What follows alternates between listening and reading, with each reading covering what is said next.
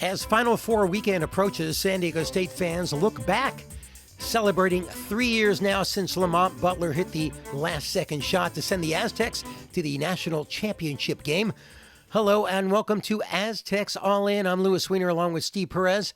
And now it's wait till next year for both the Aztecs men's and women's basketball teams. Let's say hello to my good buddy, Steve Perez. Hey, Steve. Hello, Lewis. For those who don't follow women's basketball, Lady Aztecs had a nice little postseason run, but it ends at the hands of the number 2 seed. Thank you, Steve. More on that in just a few minutes. But first, time to reflect. Earlier this week on X, I posted on April 1st, where were you 3 years ago today? It was a monumental day in San Diego State sports history. The Aztecs on the national stage locked in a tight battle with Florida Atlantic for a chance to face UConn in the national title game. And this is what it sounded like, courtesy of CBS Sports and the call from Jim Nantz. Taken on a rope and it's blocked. Pulled down by Mensah. They have the one timeout. Are they going to take it or not? They don't have their scorers on the floor. It's Butler with 2 seconds. He's got to put it up. And he wins it. He wins it with the jumper. A San Diego State miracle. If you were inside the cavernous Energy Stadium in Houston on that day, whether you were up in the bleachers or courtside, you felt it. That moment of joy, of excitement, like we were all living a dream, but it was real. Aztecs fans in unison, cheering, pinching ourselves. Did it really happen? I was in Houston, and I'll never forget walking up to the concourse and high-fiving, shaking hands with any and all Aztecs fans. It was a moment etched in time, and we didn't want it to end.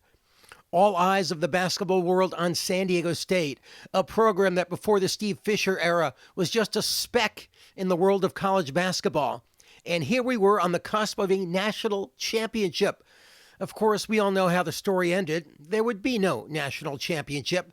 But for all Aztecs fans who attend games at Viejas Arena, there's no forgetting that special day with the Final Four banner hanging for all to see. This season, unfortunately, there were no nets to be cut down and no banners to hang. The Aztecs missing out on the NCAA tournament for one of the few times in the last few years. That final chance wiped out with a loss to Utah State in the Mountain West Conference championship game. But what does the future hold now for this SDSU basketball program in this wild and crazy era of NIL? The transfer portal opens next week, and right now we know that Miles Byrd won't be back, and there are rumors B.J. Davis will hit the portal. But what about the others? What about the talented freshmen Elsie Harrington and Tay Simmons? Will they be back? How about the bigs, Miles Heide, Pharaoh Compton? Will Taj DeGorville get another shot? What about Magoon Gwath, who was injured most of this season until the end, who played pretty well in the Mountain West Conference tournament? We know the Aztecs have a talented shooter in Latrell Davis, who redshirted this season. And those comments from Brian Dutcher that shocked everybody after the season when he said the Aztecs would have made the NCAA tournament if Davis played all season. But hindsight is 20/20, right? Dutcher had too many talented players this season and couldn't play all of them. Well, he actually did. He tried, right? He tried going with an 11-man rotation for much of the season until injuries forced his hand. So it wasn't the season we hoped for, and next year's team will look a lot different. But trust in Brian Dutcher. He's been at this for a long time. And while some fans disagreed with how he handled the roster this season, he knows what it takes to put together a championship team. And so now we just wait and see. As for the women's basketball team, it was a season to remember for sure. Just one loss in the conference during the regular season, but a shocking loss to Air Force in the Mountain West Conference tournament meant no trip to the NCAA tournament. But instead, they did keep playing, courtesy of the Women's Basketball Invitation Tournament. And Steve has more on that. Lewis, Kansas outlasted the Aztecs in a Thursday night game at Allen Fieldhouse in the WBIt quarterfinals. Score 85-78, final record on the season. tying a school record with 27 wins against 6 losses. Gonna take these games in order and save the final game for the final part of this little ditty and start with the 2 games that had to be played at the University of San Diego because Viejas was committed to NCAA regional games over the same time frame. So the Women's Basketball Invitation Tournament, the NCAA's 32-team field, postseason tournament for teams that miss the big dance, as the Lady Aztecs did. First 3 rounds are at campus sites where the higher seed hosts. Final 4 in Wichita. First round action, the foe was UC Irvine, March 19th. It was 61-55, a grinded-out win over the Aardvarks? The Anteaters? Do they even have either of those in Orange County? Anyways, it was a back-and-forth battle. 12 lead changes, but the Aztecs forced turnovers late, closed on an 8-0 run. Naomi Paganiban, she'll be a junior next year, poured in 22 points, went 9 of 9 from the free throw line. Kennedy Lee added 11 points, 8 rebounds. The win marked the women's first postseason victory since 2013. Second round the following Sunday, again at the USD Pavilion. Next up, it was McNeese State, Cowgirls from Lake Charles, Louisiana. And did you know, Lewis, McNeese State was founded in 1939.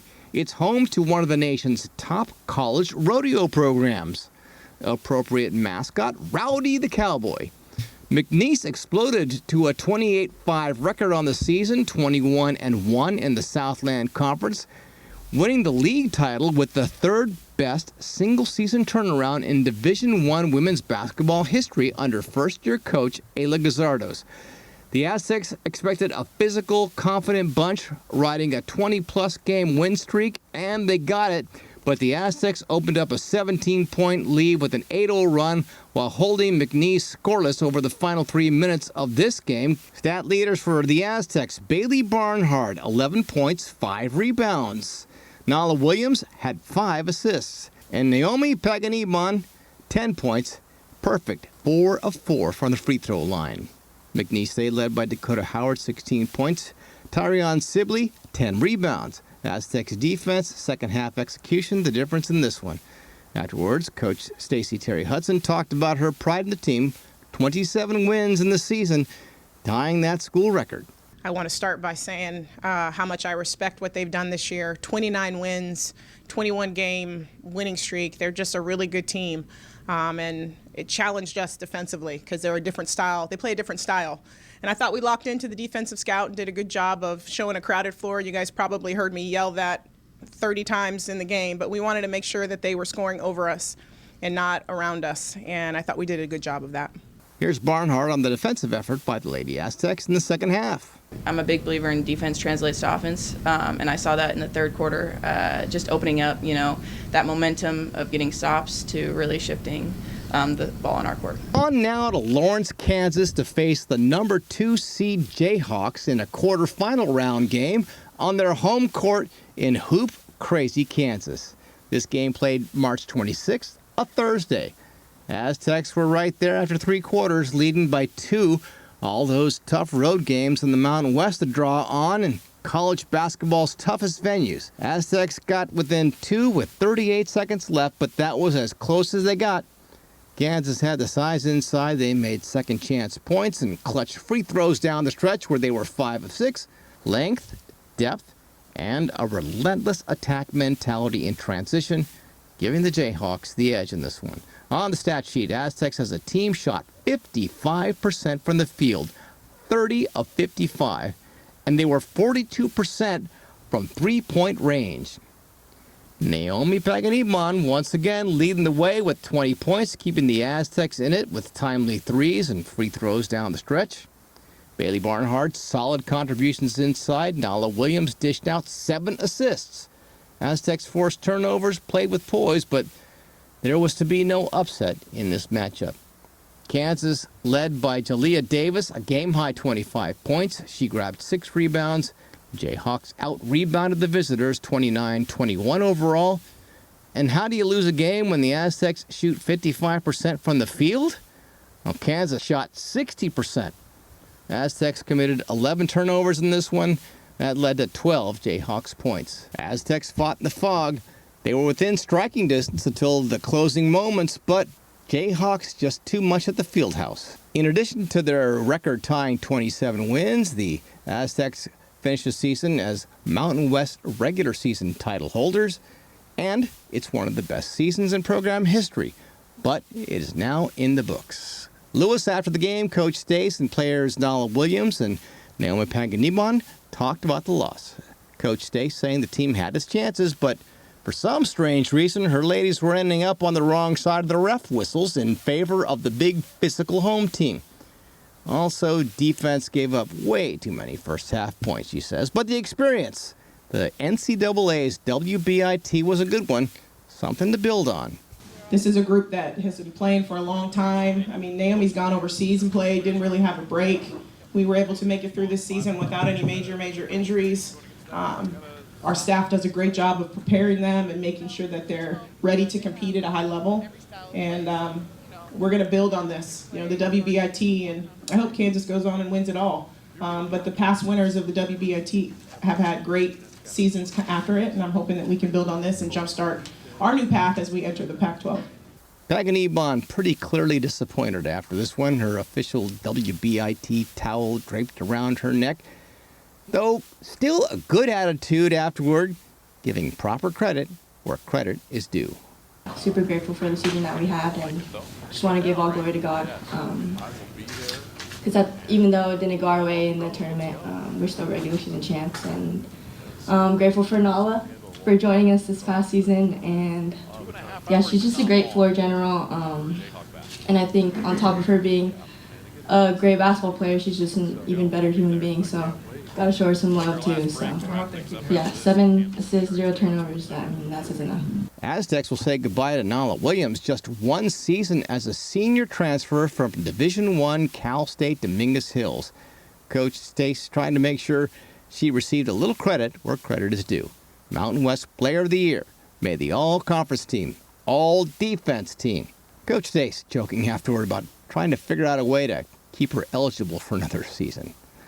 But that is all the hoop left the jupe in Aztecs land this season. Lewis? Thanks, Steve. So now we look ahead to college football this fall in a brand new conference, the Pac-12. Spring football practice underway, and if all goes according to plan, the Aztecs will have a familiar face under center. Jaden Denegal is back after undergoing surgery in December to repair an injury to his left shoulder that happened way back in the first game of the season against Stony Brook. Despite that, Denegal started all 12 regular season games for the Aztecs, but he had to miss the New Mexico Bowl against North Texas. Now he's being pushed by Kentucky transfer quarterback Stone Saunders, a 6'1" redshirt freshman. He was a 4-star recruit out of Pennsylvania's Bishop McDevitt High School, where he set state records for passing yards and touchdowns. Now his job is to push Denegal and to make it a tough decision for Sean Lewis to decide who his starting quarterback will be this fall. Steve, send us on home. Okay, that'll do it for this edition of Aztecs All In. Be sure to give us a listen wherever you like to catch your favorite podcast.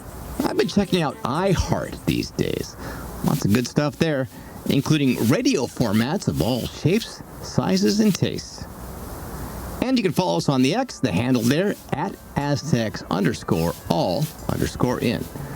For Lewis Weiner, I'm Steve Perez, thanking you for checking us out on Aztecs All In.